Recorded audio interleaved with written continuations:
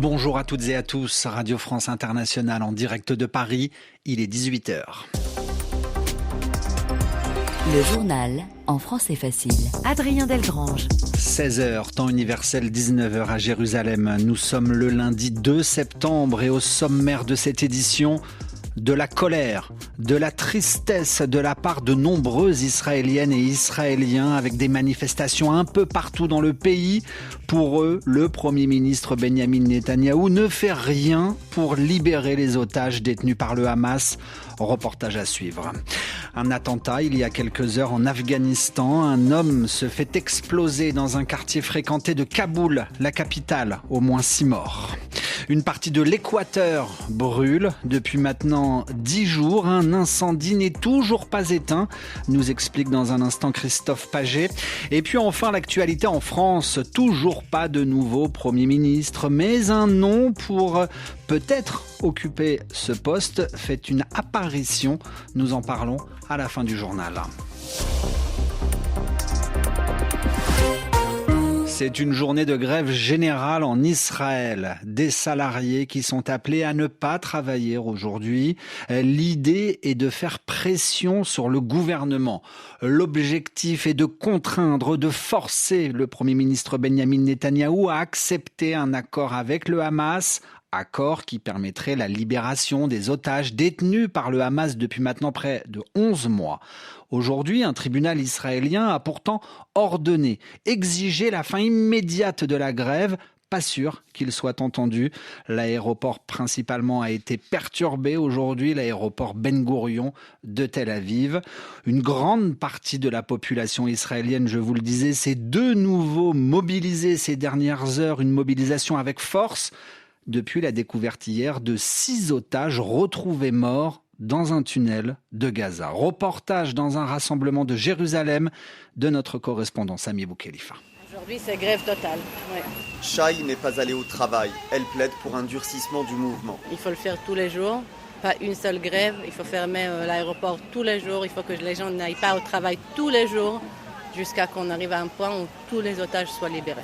Voilà. Parce que la manifestation, on les a faites depuis un an, presque, malheureusement. Ça n'a pas changé grand-chose. Peut-être que si Netanyahou il entend que l'économie l'écroule encore plus, peut-être que c'est ce qui va changer. Je ne sais pas. On ne sait pas ce qui va l'influencer. Le Premier ministre Benyamin Netanyahou cristallise la colère de la rue. Pour Ofakit, c'est l'entêtement du chef de l'État qui refuse de stopper la guerre à Gaza qui a coûté la vie aux otages. Choose life and not death. Au lieu de choisir la vie, il a opté pour la mort. Il a fait capoter l'accord parce qu'il souhaite absolument le contrôle du corridor de Philadelphie à Gaza, alors que l'armée dit que maintenir une position là-bas n'est pas primordial pour la sécurité d'Israël. Il faut que tout ça s'arrête. All Israel, so stop. Le deuil, la tristesse, la colère et l'incompréhension. Sur les 251 otages enlevés le 7 octobre, 97 sont toujours à Gaza, dont 33 déclarés morts par l'armée israélienne. Sami Boukhelifa, Jérusalem. RFI. Alors, si le Premier ministre israélien reçoit la pression de la rue, le président américain exerce aussi une pression sur Benyamin Netanyahou. Joe Biden estime qu'il n'en fait pas assez pour parvenir à un accord en vue de la libération des otages israéliens détenus par le Hamas à Gaza. L'actualité à présent en Afghanistan avec cet attentat suicide cet après-midi. 6 personnes tuées, 13 autres blessées. Dans un quartier fréquenté du sud-ouest de la capitale Kaboul, un homme s'est fait exploser. L'attaque n'a pour l'heure pas été revendiquée. On ne connaît toujours pas l'auteur de cet attentat. RFI, il est minuit 30 à Oulan-Bator. Vladimir Poutine est arrivé il y a quelques heures dans la capitale mongole. Le président russe entame une visite officielle de plusieurs jours en Mongolie. Officiellement, Vladimir Poutine vient célébrer l'anniversaire d'une victoire militaire. Il y a 85 ans, Mongols et Russes avaient repoussé les Japonais. Mais ce voyage interroge, car le président russe est dans un pays membre de la CPI, membre de la Cour pénale internationale, et dans ce cas, Vladimir Poutine devrait être arrêté par la police. La CPI a émis ce qu'on appelle un mandat d'arrêt, un ordre d'arrestation de Vladimir Poutine pour ses agissements commis en Ukraine. Les journaux. En français facile. En français facile. RFI, un peu plus de 11h à Quito. Un incendie fait rage en Équateur. C'est un important feu qui s'est déclaré il y a maintenant 10 jours dans la zone rurale de Quilanga. Il n'est toujours pas éteint. Christophe Paget, cet incendie se situe dans le sud de l'Équateur, près de la frontière avec le Pérou. Oui, l'incendie a été provoqué il y a une dizaine de jours par des feux allumés par des agriculteurs pour leur culture. Depuis, les pompiers combattent l'incendie, mais ils font face à de violentes rafales de vent et de fortes températures. Des températures qui devraient rester élevées ces prochains jours. Ce dimanche, le secrétaire à la gestion des risques a indiqué que plus de 4800 hectares de forêts, d'arbustes et de cultures avaient déjà été détruits. Dans la région, on cultive surtout du café. Plusieurs dizaines de familles ont dû être évacuées. Pour faire face aux sinistres, aux feux, le gouvernement a versé près de $190 000 au gouvernement de la province de Quilanga. Et l'armée a envoyé 2 avions équipés d'un système de lutte contre les incendies. Les pays voisins se sont eux aussi mobilisés. Au nord, la Colombie a envoyé un avion. Et au sud, le Pérou en a envoyé 2, ainsi que 2 hélicoptères. Actuellement, 23 feux font rage en Équateur, dont 2 sont sous contrôle. Depuis le début de l'année, il y en a eu près de 2000 qui ont brûlé plus de 18 000 hectares, particulièrement au mois d'août. Merci Christophe. Christophe Paget dans votre journal en français facile.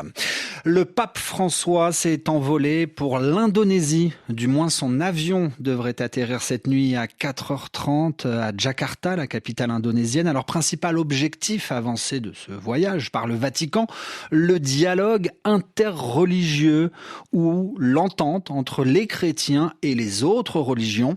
Le pape de 87 ans quitte le Vatican pendant 12 jours. Après l'Indonésie, le représentant des catholiques dans le monde rejoindra la Papouasie-Nouvelle-Guinée, le Timor oriental et Singapour.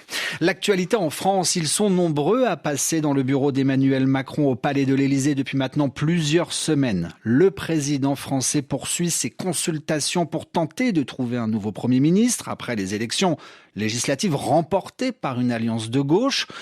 Aujourd'hui ont été reçus par le chef de l'État, le socialiste Bernard Cazeneuve, autant pour moi. À droite, le républicain Xavier Bertrand.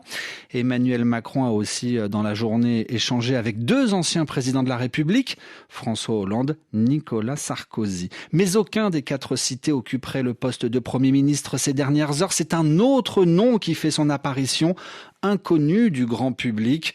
Thierry Baudet, 62 ans, le président du CESE, le Conseil économique, social et environnemental, serait le mieux placé pour être le prochain chef du gouvernement français. On referme ce journal en parlant de sport. Jeux paralympiques de Paris, le Français Alexis Anquincan a été au rendez-vous. Il conserve son titre de champion paralympique de triathlon. Le triathlon consiste à enchaîner 3 épreuves, natation, cyclisme et course à pied. Christophe Diramzian. Ça a eu presque l'air d'une formalité. 2 minutes 46 d'avance sur l'Américain Carson Clough. Alexis Anquincan passe la ligne au petit trot, drapeau tricolore en main, toujours invaincu depuis 2019 et il aime ça. À chaque fois je suis attendu, à chaque fois on pense que je vais peut-être être battu et puis pour l'instant j'arrive à répondre présent, donc c'est ça qui me rend très fier et puis aussi très excité à l'idée de refaire une prochaine course parce que c'est l'adrénaline de la course qui me plaît en fait. La joie et le soulagement juste avant de l'autre homme en or du jour, Jules Ripstein, amputé d'une jambe à cause d'un accident de moto, sacré pour ses premiers jeux après 4 titres mondiaux et un travail acharné. Ça fait 4 ans que je dédie ma vie à Paris, que j'ai investi financièrement, émotionnellement. Ma famille, elle a pris cher pendant toutes ces années parce qu'ils sont toujours passés au second plan pour le triathlon et voilà.